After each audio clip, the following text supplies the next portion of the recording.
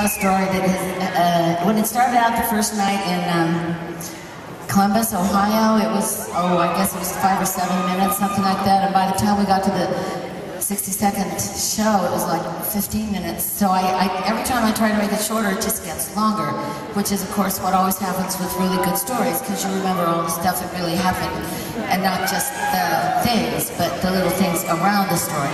So Lindsay gallantly has told me that he finds it charming that I actually tell this story.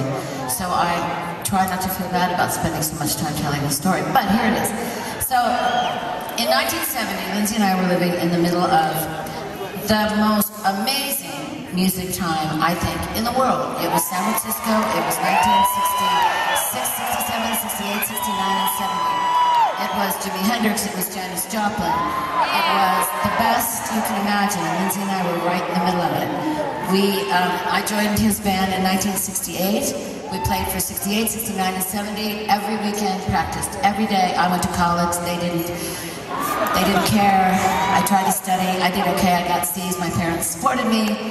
And I got to keep the money that I made in the band, which was actually pretty darn good, because we were opening for Jimi Hendrix, Janis Joplin, all the San Francisco bands.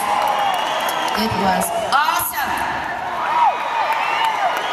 So sometime around that time, I wrote, well, I should tell you that Lindsay and I then, at the end of 1968, 69, 70, started going out. So then we were like this really cute couple, and we were making this amazing music. And I wrote this poem about him, really.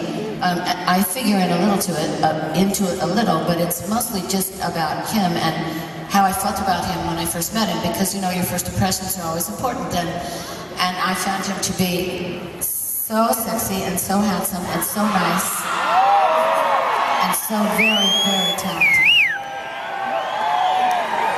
What are you gonna do? So, anyway, I wrote this poem. So years go by, it gets to be 1973, almost 1973, and we do Buckingham Nicks. And we think we've made the best record that could ever be made in life. And I have written this song, this great song, with this poem. Somehow it didn't make it on the Buckingham Nicks album. The Buckingham Nicks album came out, got dropped by Polydor Records, and then this song surfaced again, because we had made a really, really good demo of it. And so there it was. We had it, and we were probably going to record it for our second Buckingham Nicks album, but it disappeared again. And we think that one of our friends, I say friends loosely,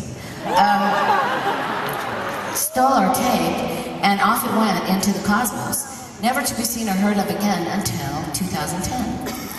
So in 2010, my friends, who some of them are on the internet, all of them really, except for me, and they came and they said, God, this is a great song.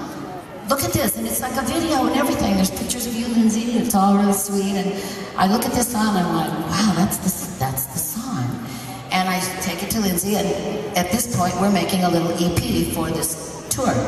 I said, do you remember this song? He's like, well, yeah, I'm playing on it, and I did a great arrangement on it, did I not? And I'm saying, yes, so let's record it. Let's Fleetwood Mac record it. And he goes, okay.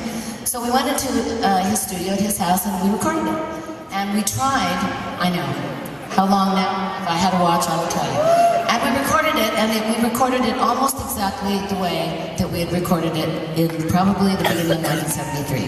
We stayed very loyal to what it was. So I think it is one of the, it is a moment.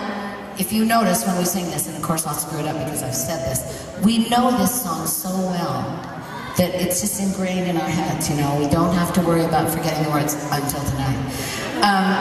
And it shows kind of who we were in a long time ago, and we all kind of wish you could have been with us at that point, because there really was nothing like it. It was just magical.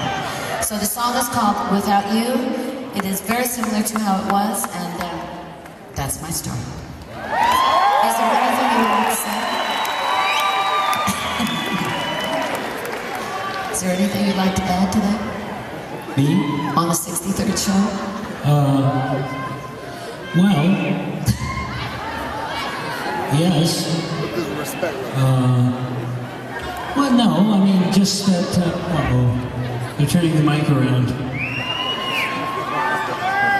Should I? As Katie would say, I'm coming at you like a dark horse.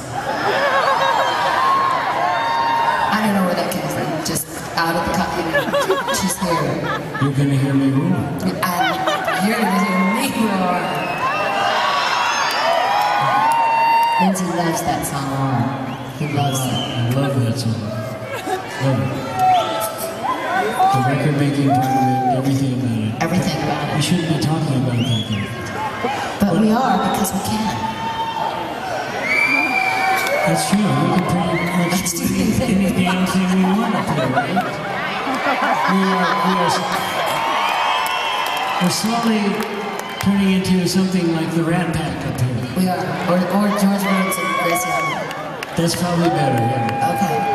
No, just, this has been a very, I think musically we've played about as good as we've ever played on this tour. It's been a challenging tour for a lot of reasons, and yet as we come to the end of it, I am so glad that we've done it, and as I have said before, there are a few more chapters left in the book of Fleetwood Mac, and I love you, Steve.